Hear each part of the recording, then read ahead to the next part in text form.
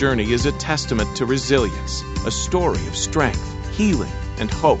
We go beyond treatment to redefine what compassionate care truly means. That's Tanner Health. That's care redefined. Learn more at tanner.org. Oak Mountain Academy specializes in a customized designed academic approach tailored to meet the needs of our families. Our lower division prepares students with the necessary foundation to build excellence. Our middle division provides students with over 15 course offerings, providing them with opportunities to explore their talents and gifts. Our upper division provides personalized academic journeys, allowing them to achieve their dreams. I'm Patrick Uran, head of school, inviting you to journey with us. For more information, visit us at oakmountain.us, where every path leads to purpose. National headlines and the local stories you care about. WLBB, Carrollton, News Talk 1330, FM 106.3.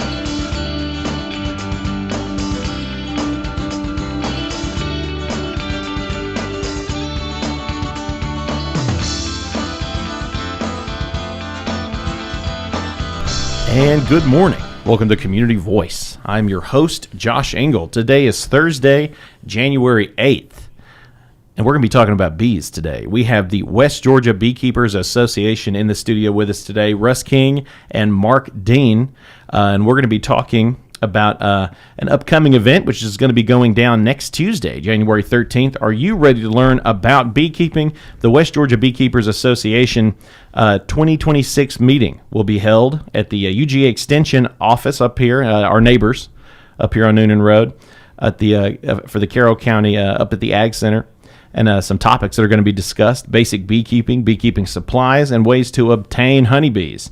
There's going to be a lot of great memories made at this event. I know last year's was a success, and this year's going to be even better. And just a quick reminder, this morning's episode with the West Georgia Beekeepers Association is currently being live streamed on our WLBB News Talk 1330 Facebook page, as well as our Graddick Communications YouTube. So if you have any questions or comments for our guests, don't be shy.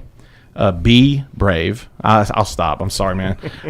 Come on out and put a comment on there if you have any questions. I would be happy to read those out to our guests. Good morning, gents. Good morning. Good morning. How you doing? Thank y'all both. Oh, great, man. Great. Thank y'all so much for joining us on the program. I'm going to move that mic a little closer to you there. There you go. Welcome back to the show. It's been about, I guess it's been about a year, yeah. Yep. Well, how did last year's event go?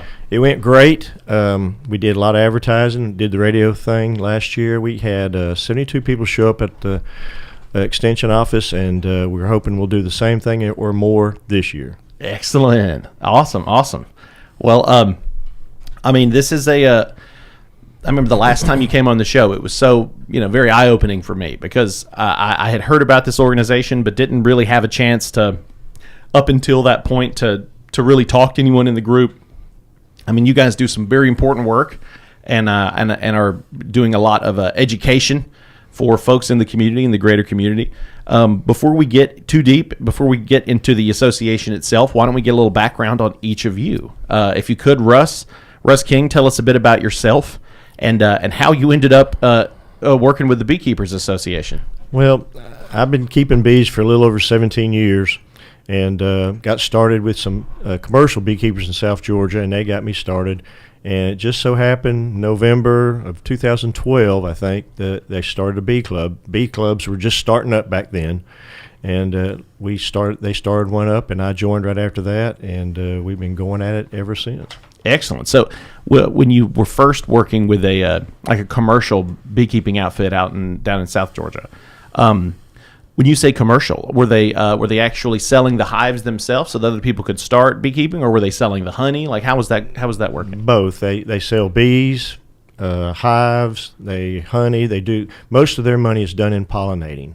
That's what they did. They take their hives from field to field, and they would pollinate everything from cotton to watermelon to whatever the farmers needed.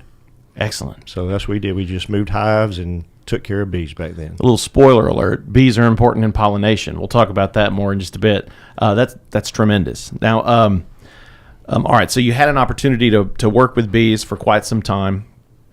You're working with the organization now and have for some time. Before we jump over to Mark, maybe you could, if you wouldn't mind, could you provide? I'm going to put you on the spot here. Could you possibly let folks know a misconception that people have about beekeeping? Because when I first think about, when I hear about beekeeping, I'm just like, oh, well, my luck, I'm going to get stung, I like to death, they're going to attack me or something. What are some common misconceptions? Well, you're going to get stung, but they're not aggressive at all. They're just protecting their hives. Sure. The main thing that people don't realize is 70% of your food has been touched by a bee. So if there's no bees, you're not getting any of the pollinating of the orange trees or whatever, your gardens, apple trees, fruit trees, whatever. So you've got to have bees, because besides honeybees, they're carpenter bees, there's a lot of other bees that do pollinating, but the honeybees is the main source. Excellent. Man, thank you so much. I'm going to have a lot of random questions like that that's fine. Throughout. Just let us think about it. You got it. Absolutely. All right, let's throw it over to Mark Dean. Mark, good morning. Man, this is your first time on the show. It is. Excellent. Well, I know we kind of just, went right into it when I came in here. It's a pleasure to have you on the show. Tell us a bit about you. Well, I'm a Georgia native, and I had exposure to bees when I was a kid. My dad had bees.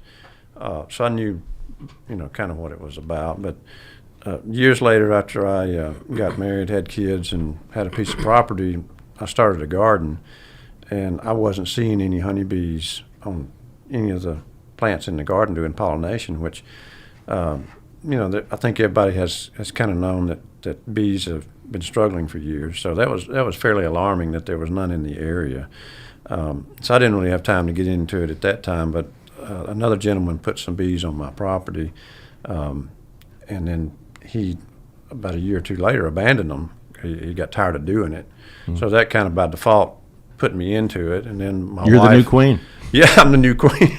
So my wife saw an article in the paper for the West Georgia Beekeepers Association. So I said, I don't know if I want to get involved in the association. But I wandered over there one night for a meeting and sat in the back and just kind of observed. But I was hooked because it's a great crowd of people, friendly folks, fun to be around, and they love bees, they love working bees, and they love teaching other people about bees. So that was 10 plus years ago, and I've done various things, done teaching, and maintained the website for the association. So excellent. And that's how Russ and I met, obviously, and of course it's been downhill ever since. As soon as your guys' paths cross, it's over with. Yeah. Well, same question. I mean, are there any, and no pressure if one's not popping off the top of the dome here, but do you have any, are there any common misconceptions that maybe even you had before you started dealing with bees, before these folks left the bees on your property, Is there any misconceptions that you had or ones that you discovered? I think probably the biggest misconception is, like Russ said, that bees are just extremely aggressive. But there are some bees that can be a little more aggressive, but by and large, like Russ said, they're just trying to protect their hive, protect the brood. And obviously there's protection you can wear, anything from full coverage to minimal coverage. If you watch videos on YouTube, you'll see commercial beekeepers working with very little protection, just because they're used to doing that. They know how to work bees. They know how to keep them from becoming as agitated as maybe a beginner beekeeper might do. Because when you start out, you don't know what you're doing. You don't know what you're doing right, what you're doing wrong. You don't know whether the behavior that the bees are exhibiting is normal, or if it's not normal and is being generated by something that you're doing. So that's probably the biggest misconception, is that to be a beekeeper that you're just going to go out and get 100 stings a day. But it's not that way. Yeah, they're not aggressive typically. That's tremendous. I mean, I think, if I'm trying to work right now and someone came in and started knocking the mic around, I'd probably get pretty mad too. Right. But I'm just trying to do my job. I'm not going to seek out problems. Well, thank you both for that. I mean, I appreciate getting, kind of a handle on some of the misconceptions, because this is something that people don't really. Everyone has a general understanding that that bees have suffered, in terms of like the populace over the past, 30 years or more. And I know that folks are hoping that there's an optimistic upswing there. But a lot of people, this world is very, this is not super known to a lot of people. But if you go, I mean, it's very widespread, because if you go to any market around here, you're going to find locally sourced honey. You're going to find stuff like that. People are out here doing it. So before we jump to that first break, I'd love to just kind of set listeners up here, and feel free, whoever would like to take this, if you could. What is the history of the West Georgia Beekeepers Association? Well, the club's been around since November 2012, and it's mostly West Georgia people, from Paulding to Polk to Heard County. We've even got members from East Alabama that come over from time to time. And it started with a few garden club members, basically. And we run about 75 to 100 people now.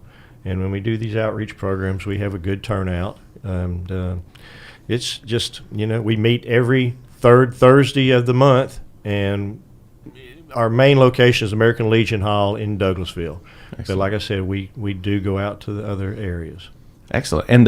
And what is the club's mission, the association's mission? Well, we are trying to expose as many people as we can in West Georgia to beekeeping, and whatever path they want to take on it. If they want just to come visit, or if they need somebody to bring hives to their property for their gardens or whatever, that's what we're trying to do, just trying to expose it more. Excellent. Awesome. Well, time is 8:40. We're going to go ahead and knock out that first commercial break, and when we come back, we'll continue our conversation with Russ King and Mark Dean from the West Georgia Beekeepers Association as we discuss the organization as well as the upcoming January meeting, which is going to be next Tuesday, January 13th from 6:30 to 8:30 at the Carroll County Ag Center right here next door to us on Noonan Road. So stick with us. Community Voice brought to you by Tanner Health and Oak Mountain Academy. Imagine a place where every heartbeat is monitored with the utmost care, where emergencies are met with swift attention, and where cutting-edge technology enables precise and timely treatments. At Tanner Health, every patient's journey is a testament to resilience, a story of strength, healing, and hope. We go beyond treatment to redefine what compassionate care truly means. That's Tanner Health. That's care redefined. Learn more at tanner.org. Oak Mountain Academy is a vibrant community built on innovation, academic excellence, and a 64-year legacy of shaping community leaders. I'm Patrick Uran, head of school at Oak Mountain Academy, inviting you to visit the mountain and experience firsthand the passion, purpose, and personalized education that defines our school. Come see how our mission and vision come to life each day. For more information, visit us at oakmountain.us so that you can discover your journey on the mountain, where every path leads to purpose.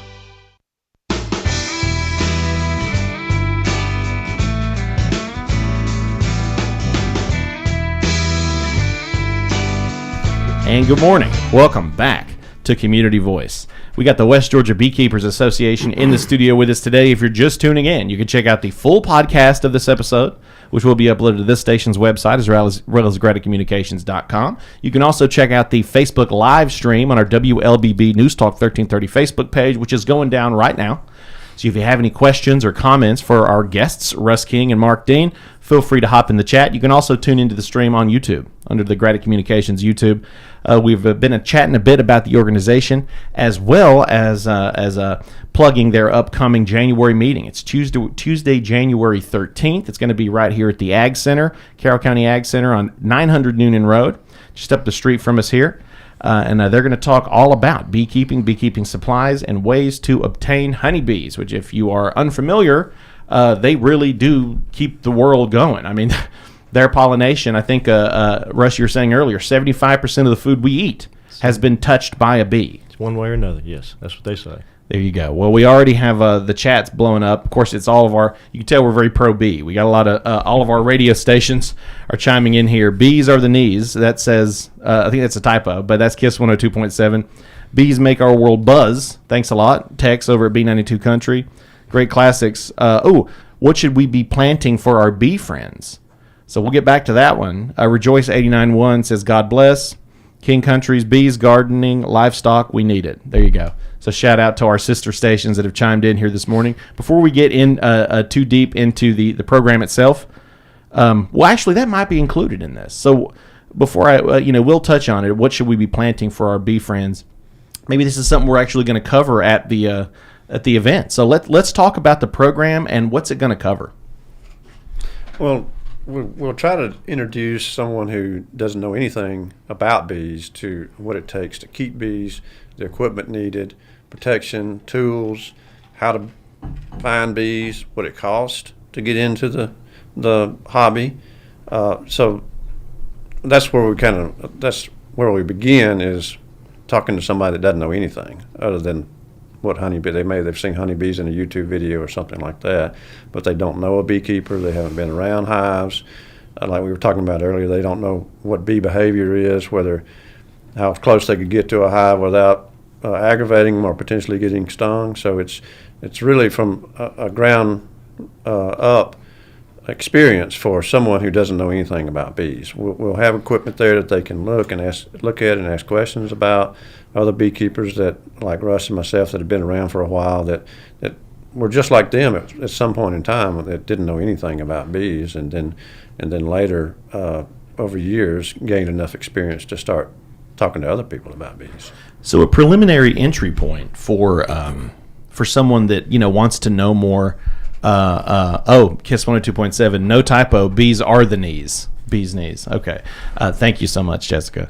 There are folks who might not be, ready to go full hive. They may not want to actually start that whole process, but maybe there are folks that are kind of thinking about it, and maybe step one would be working to make their yard or their neighborhood more bee friendly. Is there a chance you'll be talking about that? And maybe that's something. Maybe we could inform some folks. What are some things people can do to make their yard or their gardens or whatever more appetizing for bees? Go ahead.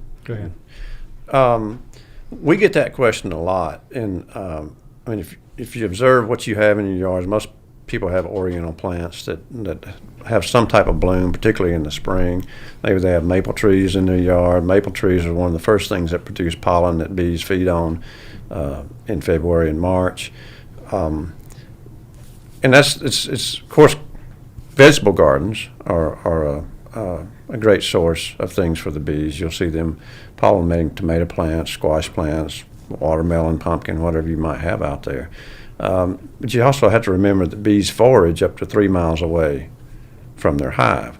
So if you do the math and figure out what kind of acreage that is, it's huge.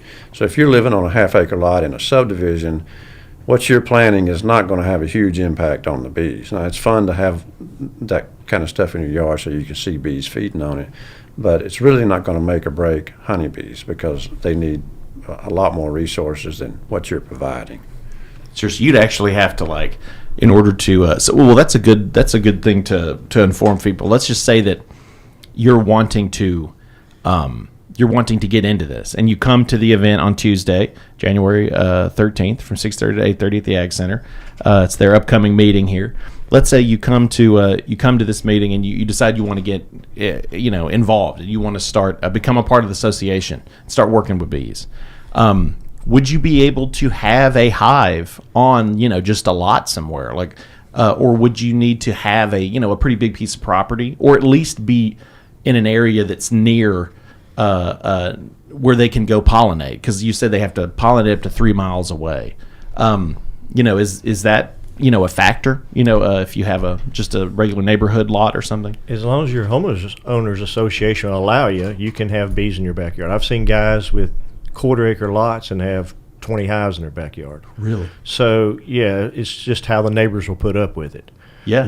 Well, the rhythmic buzz. that's so soothing. Well, it's just pools attract bees, so the chlorine and all that in the water, and so if you're in a neighborhood with lots of stuff like that, pools, neighbors kind of frown on that. Yeah, I'm learning this now, because how many times have bees come after me when I'm trying to get at the pool, and that turns out the chlorine. Yeah, they're drawn to the chlorine. I'll say this about what you need. I can testify to this, that I've got plum trees and apple trees and all that out on my properties, and I would get a handful of apples from time to time.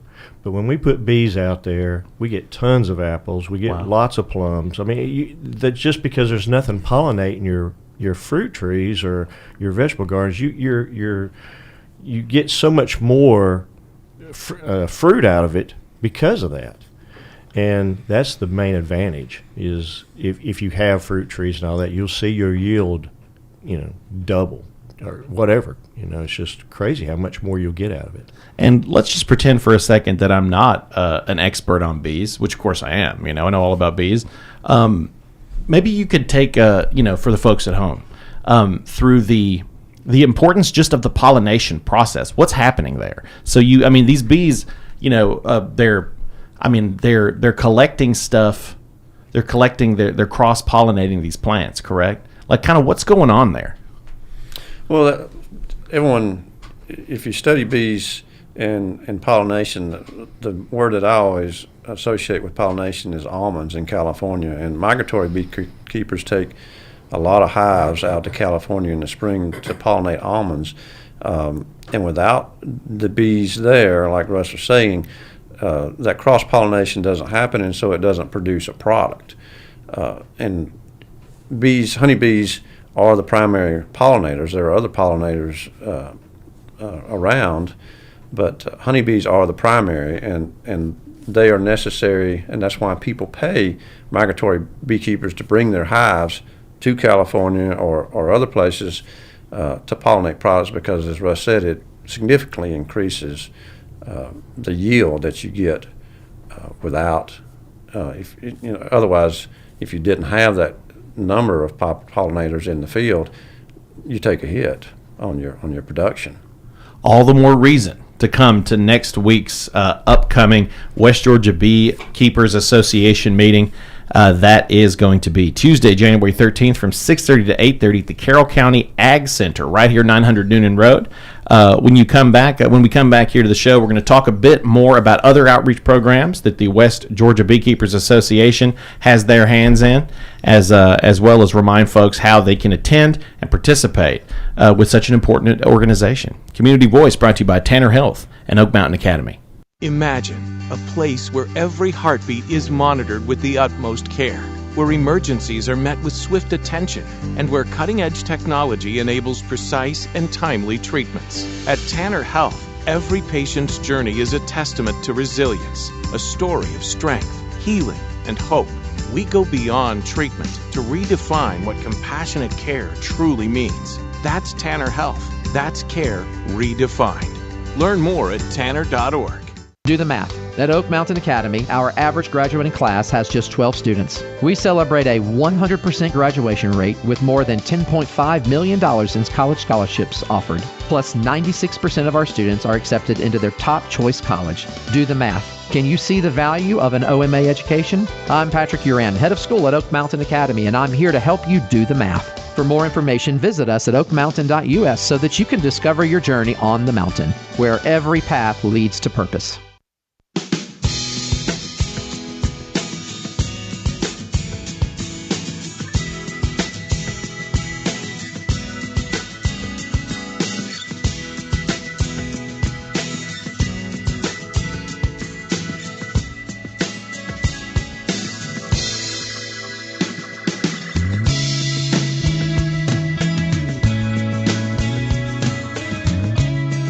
And we're back to Community Voice. Time is 8:52. I'm your host, Josh Engel. Thursday, January 8th. We've been talking to Russ King and Mark Dean with the West Georgia Beekeepers Association. Just a quick reminder, one of the big events we were wanting to push and remind folks about is their meeting. It's the upcoming January meeting of the West Georgia Beekeepers Association. It will be held at the UGA Extension Office, the Ag Center, right here, 900 Noonan Road, and right next door to our station here. And you can attend and you can learn. Discussion will include basic beekeeping supplies, and ways to obtain honeybees. So if you're just tuning in, be sure to check out the full live stream, check out the podcast, which we'll upload to the station's website, as well as gradicommunications.com. Feel free to share and spread the word, let folks know, because this is a very popular thing. A lot of folks are over the last few years have started embracing beekeeping and all the benefits which come with it. Before we wrap up here, what are some other outreach programs that the club participates in? Well, we have churches that reach out to us, and we do presentations for senior groups or any youth groups for that. Lots of schools. I know we got something scheduled for elementary school in Villa Rica, I think in February. And just not us two do it either. There's lots of other people in the club that does stuff. Garden clubs are big. I have a special presentation just for garden clubs because they want to hear about the plants and all that benefits. So we do garden clubs, other extension offices, and we do community events. I've done stuff downtown Carrollton. We do the Hydrangea Festival, stuff like that. If somebody comes to us, we try to put a table out there and put people out there. Awesome. So there's you guys are out in the community. You're engaged. You're helping spread the good word. Maybe one more time, let's remind folks what they can expect at next Tuesday, January 13th, meeting up at the Ag Center. Probably the best phrase would be just an introduction to beekeeping. Again, the equipment required both for the bees and for your protection, the tools that you need to work bees, how to obtain bees, different ways of obtaining bees, whether you buy a 3-pound package or a 5-frame nuke. Where do you get those bees? How much does it cost to get them? How much does the other equipment cost? And more about where you're going to put bees. As you mentioned, can you put them on a half acre? Do you need a lot of acreage? So just answer a lot of questions for someone that doesn't know anything about bees as to how to get started, and also kind of help them understand whether this is really something that they're going to enjoy long term.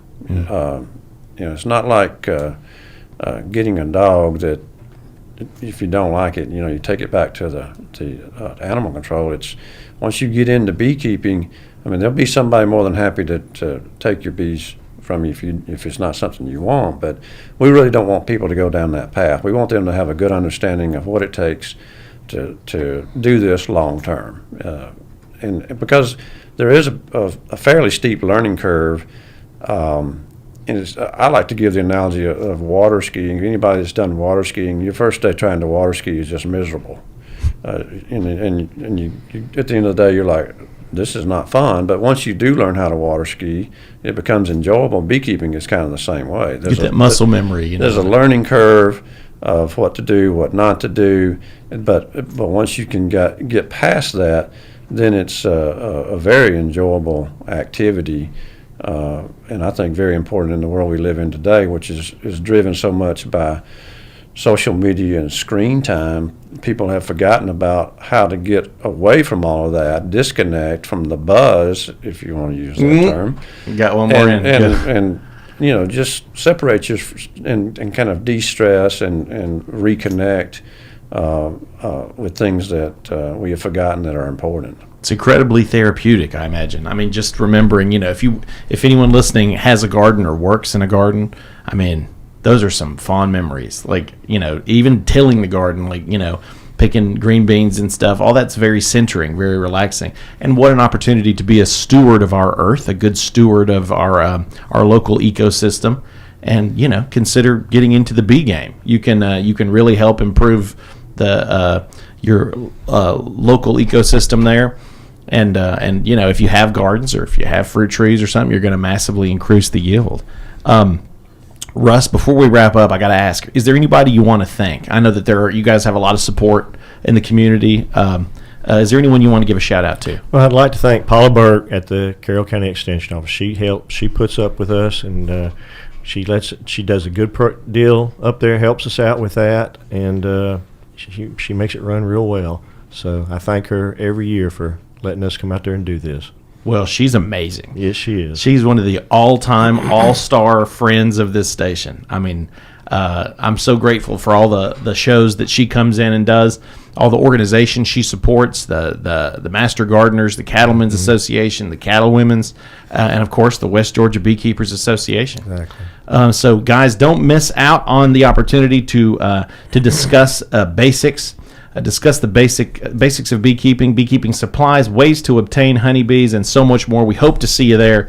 It's at the upcoming January meeting for the West Georgia Beekeepers Association. It's going to be Tuesday, January 13th from 6:30 to 8:30 p.m. at the Carroll County Ag Center. Where can folks learn more about the organization and support? Could they make donations to the organization to help encourage what you guys do? Well, I guess we'll take donations, but we don't ask for it. Yeah, you're not like fundraising, really, because it's all about time and you know teaching. One other thing, we do have short courses. We have a yearly short course every year. It's February 21st this year, and it basically gives you 8 hours of beekeeping exposure. And then we put you in the bee yard for another 2 hours with experienced beekeepers.